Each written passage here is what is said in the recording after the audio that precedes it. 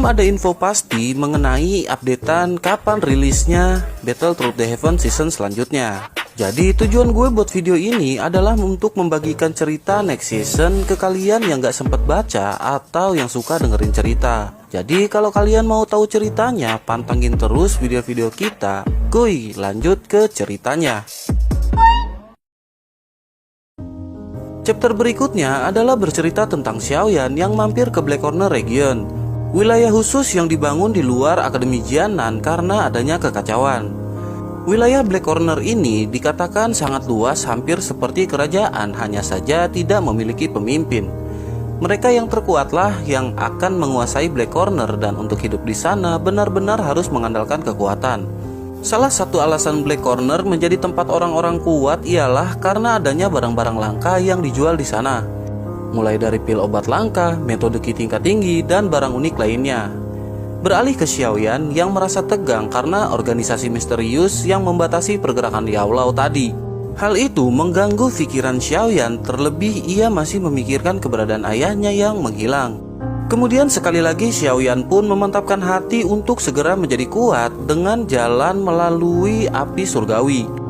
Tak lama Xiaoyan pun terbang dan harus menempuh jarak yang panjang serta melewati beberapa negara. Xiaoyan pun harus berkali-kali berhenti karena penggunaan sayap ungu yang terlalu lama akan sangat memakan banyak sekali doki. Belum lagi mantra api yang ia pelajari telah berevolusi menjadi kelas Xuan tingkat menengah. Akhirnya setelah 10 hari perjalanan, dataran hitam Black Corner Region pun terlihat dan Xiaoyan sedikit lega. Yao Lao pun menyuruh Xiaoyan untuk memulihkan diri sebelum masuk ke gerbang Black Corner Region. Xiaoyan yang memang sudah kelelahan akhirnya mencari tempat sepi lalu memakan recovery pill dan masuk mode latihan. Setelah proses pemulihan, Xiaoyan pun melihat jarinya yang menghitam. Ia berpikir bahwa mungkin itu adalah racun yang ia serap ketika mengobati Nalanji.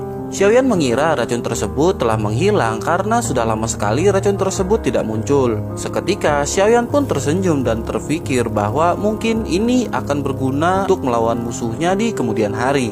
Saat hendak berangkat, Yao Lao mengingatkan Xiaoyan untuk menggunakan sayap ungu sesedikit mungkin. Hal itu dikarenakan sayap Xiaoyan adalah item yang sangat langka dan dapat direbut dengan paksa. Akhirnya mereka pun mulai mendekat ke gerbang Black Corner Region untuk mencari pil pemulihan spiritual ungu demi membantu Hai Bodong. Singkat cerita, dalam perjalanannya Xiaoyan melihat pemukiman suatu suku dan menghampirinya. Saat sudah dekat, Xiaoyan pun mundur karena tiba-tiba panah melesat ke arahnya. Kemudian seseorang melompat pagar dan meneriaki Xiaoyan dengan kata-kata pemula. Pria itu lanjut berkata bahwa bahkan Xiaoyan tidak mengetahui adanya aturan harus membayar 500 koin emas 100 meter sebelum masuk pagar. Xiaoyan yang merasa aneh dengan peraturan tersebut pun mengalah dan memberikan 500 koin emas kepadanya. Si pria itu pun berteriak untuk dibukakan gerbang dan mempersilahkan Xiaoyan untuk masuk. Tak lama, Xiaoyan dicegat beberapa pemuda yang berlaga akan mengajarinya yang seorang pemula di Black Corner. Suara tawa pun terdengar dari belakang dan Xiaoyan segera menoleh. Ternyata pria tadi kembali menodongkan panah dan meminta semua uang serta barang milik Xiaoyan. Seketika Xiaoyan pun menyadari bahwa inilah awal baginya di Black Corner yang penuh dengan kekacauan. Xiaoyan pun segera menarik pedangnya dan tanpa basa-basi beberapa pemuda yang mencegat langsung menyerang. Semuanya dapat dikalahkan dan terlempar menyisakan pria penjaga gerbang. Segera Xiaoyan pun melesat dan memukul si pria hingga memuntahkan darah. Xiaoyan yang tak berekspresi pun lanjut berjalan untuk membeli peta. Lama tak ada hasil, tiba-tiba datang seorang pria yang menanyakan apakah Xiaoyan sedang mencari peta. Pria itu berkata bahwa sedari tadi ia memperhatikan Xiaoyan yang menanyakan peta di sejumlah pedagang. Xiaoyan pun mengangguk dan menanyakan berapakah harga peta tersebut, namun tak ada jawaban. Si pria malah berkata bahwa percuma jika Xiaoyan memiliki peta karena jalur di sana akan selalu berubah oleh Blackstorm. Kemudian si pria memberi kesepakatan karena melihat Xiaoyan yang lumayan kuat. Si pria ingin Xiaoyan menjadi penjaga tentara bayarannya, dengan imbalan ia akan sampai ke dalam Black Corner. Xiaoyan pun sedikit ragu karena pengalaman ditipu yang baru saja ia alami. Kemudian si pria menjelaskan tujuannya adalah pergi ke Black Mark City di mana lusa akan diadakan pameran lelang besar tahunan di sana. Makanya si pria perlu penjagaan ekstra agar dapat sampai ke tempat tersebut. Xiaoyan pun semakin ragu teringat bahwa pasti akan ada banyak barang yang ia cari di sana. Si pria lanjut mengenalkan dirinya yang bernama Duoma, lalu mengajak bekerja sama, kemudian mengulurkan tangan dan Xiaoyan pun menerimanya. Singkat cerita, di tengah perjalanan, Doma membuka peta dan melihat arah perjalanan. Xiaoyan yang berada di sampingnya pun ikut melihat. Setelah melihat-lihat, ia menunjuk arah dan menanyakan apakah itu Jianan. Duoma mengiyakan lalu dengan bangga berkata bahwa putrinya sedang berada di akademi terbaik di benua. Xiaoyan pun menanamkan rute peta tersebut dalam pikirannya dan lanjut melihat area peta di sekitar Black Corner. Duoma bercerita bahwa daerah Black Mark City saat ini dikendalikan oleh 8 gerbang yang merupakan fraksi lama. Kekuatan fraksi tersebut sangatlah luar biasa dan pemimpinnya bernama Yuan Yi dapat dikatakan masuk dalam 10 golongan besar peringkat hitam di wilayah Black Corner. Lelang yang akan mereka datangi juga ternyata diselenggarakan oleh fraksi tersebut.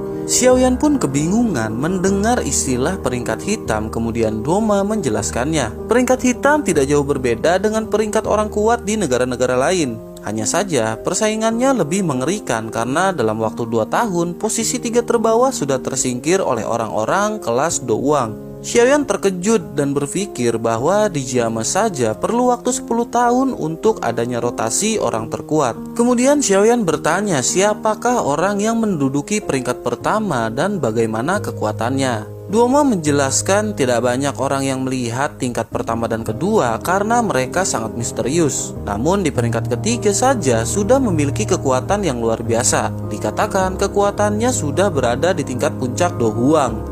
Selain itu, ia sangat mahir dalam penyulingan obat dan bisa disebut sebagai yang terbaik di Black Corner serta diberi gelar Kaisar Pengobatan. Xiaoyan pun bertanya nama asli dari Kaisar Pengobatan kepada Duoma. Setelah sesaat mengingat, Duoma pun menyebut sebuah nama yakni Han Feng dan tiba-tiba jari Xiaoyan bergetar hebat. Xiaoyan pun menanyakan apa yang terjadi pada Yao Lao dalam hatinya namun tak ada jawaban. Xiaoyan pun memutuskan untuk berhenti bertanya lebih lanjut kepada Duoma. Namun, Xiaoyan akan mengingat nama Han Feng yang sepertinya memiliki hubungan dengan Yao Lao.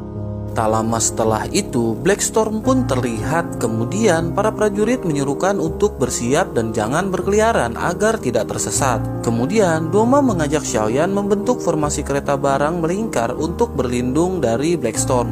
Tak lama setelah itu, Black Storm pun mulai hilang dan mereka pun melanjutkan perjalanan. Dalam perjalanan menuju Black Mark City, Yao Lao pun bertanya kepada Xiaoyan. Xiaoyan, apakah kamu punya cukup uang? Xiaoyan pun menghitung uang yang tersisa berjumlah 100.000 koin emas. Yao Lao pun mengatakan bahwa itu tidaklah cukup dan mungkin hanya cukup untuk biaya hidup sehari-hari selama di sana. Yao Lao pun lanjut menyarankan agar Xiaoyan melelang beberapa barang seperti esensi kristal singa ungu dan benih api lotus. Xiaoyan berkata bahwa esensi kristal ungu adalah makanan untuk piton penelan surga dan tak mungkin untuk ia lelang. Jika tidak ada esensi kristal ungu, mungkin piton penelan surga tidak akan turut lagi kepadanya. Xiaoyan pun memilih jalan untuk mencari bahan obat kemudian memurnikannya untuk dilelang mengingat ia adalah seorang alkemis tingkat 4. Tak lama, akhirnya mereka pun sampai di gerbang Black Corner dan melepas nafas lega karena sampai dengan selamat. Kemudian Duoma berterima kasih kepada Xiaoyan dan memberikan sekantong emas. Duoma berkata bahwa ini mungkin tidak sesuai dengan bayaran Xiaoyan yang seorang dadaushi. Xiaoyan pun berpikir jika bukan karena Duoma, mungkin ia masih berada di luar dan tersesat kemudian menerima uang tersebut. Xiaoyan pun menimbang sekantong uang di tangan dan mengira bahwa jumlahnya kurang lebih 5.000 koin emas. Kemudian Duoma memberikan peta rinci kepada Xiaoyan dan berkata bahwa ini mungkin akan lebih berharga mengingat Xiaoyan yang sebagai pemula di Black Corner. Duoma menanyakan kemanakah Xiaoyan akan pergi dan Xiaoyan berkata bahwa ia akan berkeliling kemudian menanyakan di manakah tempat mendapatkan bahan obat. Duoma menjelaskan di sini tak sulit mencari bahan obat langka sekalipun asalkan memiliki uang yang cukup lalu pergi ke Thousand Medicine Place. Xiaoyan pun berterima kasih kemudian berpamitan dan mereka pun berpisah. Setelah berjalan kurang lebih 25 menitan, Xiaoyan akhirnya sampai di depan toko bertuliskan Thousand Medicine Place atau tempat 1000 obat. Xiaoyan pun segera masuk dan melihat-lihat isi toko tersebut. Xiaoyan pun tercengang melihat banyaknya obat yang langka di luaran. Kemudian Xiaoyan melihat harga yang tertulis untuk Wood Spirit Flower tingkat tinggi yang langka di luaran dan berkisar antara 50.000 koin emas. Namun di sini harganya dinaikkan hampir 3 kali lipat, yakni mencapai 170.000 koin emas untuk satunya. Xiaoyan menggelengkan kepala dan tersenyum pahit karena dengan uang yang ia punya saat ini saja tidak cukup untuk berbelanja. "Guru, apa yang harus kita lakukan sekarang?" tanya Xiaoyan dalam hati. Yaolo pun tertawa lalu menyarankan untuk membeli 2 set bahan obat untuk menyempurnakan pil, kemudian menjualnya di rumah lelang. Xiaoyan pun setuju lalu mencari bahan obat untuk memurnikan pil yang harga bahannya lebih murah. Dalam perjalanan, Yaolo teringat bahwa jika Xiaoyan harus melakukan persiapan sebelum mendapatkan Fallen Heart Flame seperti saat ia menelan Green Lotus Core Flame yang berada di tingkat 19.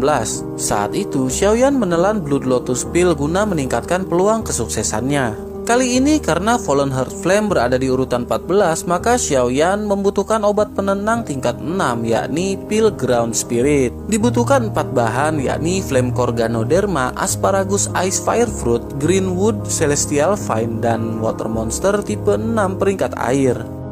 3 bahan obat di awal sangat familiar untuk Xiaoyan, namun yang terakhir membuat ia tercengang. Ia berpikir bahwa apakah ia harus bertarung dan membunuh monster tingkat 6 yang dapat bertarung dengan seorang Do Huang. Singkat cerita, Xiaoyan pun sampai di toko obat, kemudian membeli bahan dan menghabiskan 130.000 koin emas. Hal itu membuat Xiaoyan harus berhati-hati dalam pemurnian obat mengingat uang yang ia punya tinggal sedikit. Ia pun berjalan kemudian mampir ke satu penginapan lalu bersiap untuk memurnikan pil obat. Setelah sekali gagal karena terburu-buru dan cemas, akhirnya Xiaoyan berhasil membuat Green Spirit Pill 2 garis yang ditaksir bernilai 400.000 koin emas. Setelah hampir 1 jam berlalu, akhirnya Xiaoyan berhasil dan sekarang ia memiliki 2 Green Spirit Pill garis 2 dan 1 Green Spirit Pill garis 3. Setelah itu dengan lesu Xiaoyan pun pergi ke rumah lelang. Tak lama ia pun sampai di rumah lelang yang jauh lebih besar dari rumah lelang primer di Jiama. Xiaoyan pun masuk ke tengah aula hingga sampai di depan ruangan bertulisan Ruang Inspeksi Harta dan masuk. Kemudian seorang wanita menghampirinya lalu menanyakan apakah ia ingin memeriksa harta atau evaluasi harga untuk menjual. Xiaoyan pun memilih opsi yang terakhir kemudian diantar ke satu ruangan. Setelah sampai, pelayan pun berkata bahwa Xiaoyan bisa mengeluarkan harta yang akan ia lelang untuk dievaluasi oleh Grandmaster di dalam. Tanpa basa-basi busuk, Xiaoyan pun segera mengeluarkan 3 botol giok ke atas meja. Si pria lanjut menjelaskan bahwa pil tersebut akan dibuka dengan harga 300.000 koin emas dan jika beruntung akan ada penawaran tertinggi mencapai 500.000. Si pria lanjut mengatakan pil Green Spirit 3 garis akan dibuka dengan harga 700.000 koin emas.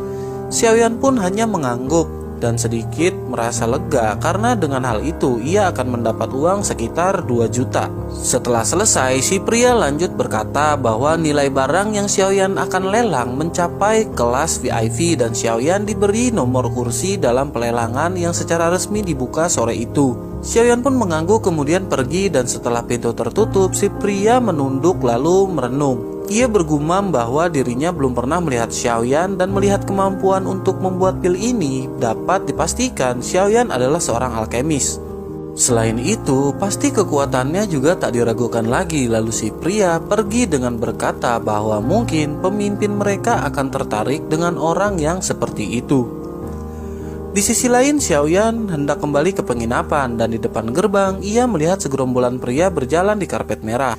Xiaoyan teringat kartu VIP kelas 2 yang ia dapat tadi, kemudian berjalan ke arah penjaga dan menyodorkan kartu tersebut. Xiaoyan pun dipersilakan masuk dan menuju sebuah terowongan gelap lalu berbelok dan sampai di ruang lelang yang jauh lebih besar. Nah, itulah Battle Through the Heaven chapter 383 sampai 390 versi novel. Terima kasih sudah menonton, terima kasih sudah support dan have a nice day.